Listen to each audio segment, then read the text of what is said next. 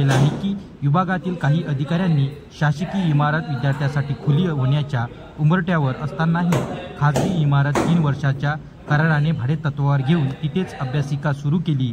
विद्यार्थ्यांच्या सोयीपेक्षा तिथे पैशाचा खेळ महत्त्वाचा ठरला आहे। भाड्याच्या नावाखाली लाखो रुपयाचा निधी लाटण्याचा व अधिकारी इमारत मालक यांच्यातील संगनमतातून कमिशनखोरी करण्याचा प्रयत्न झाला आहे, असा थेट आरोप संघटनेच्या निवेदनात करण्यात आला आहे। सध्या अमरावती शहरामध्ये आदिवासी विद्यार्थ्यांसाठी एक अभ्यासिका इमारत भाडेतत्वावर घेतली आहे आणि ती सुरू आहे। परंतु आदिवासी विकास विभागाकडून गाडगेनगर परिसरामध्ये एक इमारतीचं बांधकाम सुरू आहे आणि त्या ठिकाणी एक अभ्यासिका उभी राहणार आहे। त्याचं बांधकाम अंतिम टप्प्यात आलेलं आहे आणि येत्या 2 महिन्यात ते पूर्ण होणार आहे।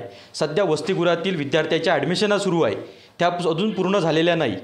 हे सर्व माहीत असतानासुद्धा या गृहपाल आणि गृहप्रमुख यांनी एक इमारत भाडेतत्वावर घेतली आणि त्या मालकासोबत संगनमत करून कमिशनाच्या जोरावर ही इमारत घेतल्याचा आमचा स्पष्ट आरोप आहे। फक्त आदिवासी विद्यार्थ्यांसाठी जे बजेट राबवले जाते त्या बजेटवर या अधिकाऱ्यांचा कसा डल्ला मारायचा आणि आपले कसे खिसे भरवायचे, फक्त हे एकच काम करत आहे। काही सामाजिक संघटना व विद्यार्थी वर्ग यांनी मोठे आंदोलन उभं करून हे अभ्यासिका मंजूर करून घेतली आणि भव्य दिव्य इमारत हे अमरावती शहरात गाडगेनगर परिसरामध्ये बांधकाम सुरू आहे।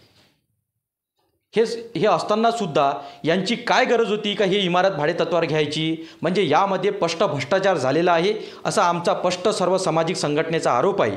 या संदर्भात आम्ही आयुक्त साहेब यांना एक निवेदन दिलं आहे की यामध्ये स्पष्ट मागणी आहे की जे इमारत सध्या बांधकाम सुरू आहे याचं तात्काळ बांधकाम पूर्ण करावं आणि त्या ठिकाणी अभ्यासिका सुरू करावी आणि जे तुम्ही भाडेतत्वावर इमारत घेतली त्याचा भाडे करारनामा हा रद्द करण्यात यावा। अन्यथा याच्या विरोधात आम्ही सर्व सामाजिक संघटना व विद्यार्थी वर्ग मोठ्या संख्येने आपल्या कार्यालयासमोर आंदोलन करण्यात येईल। याची सर्व जबाबदारी ही आपली राहील।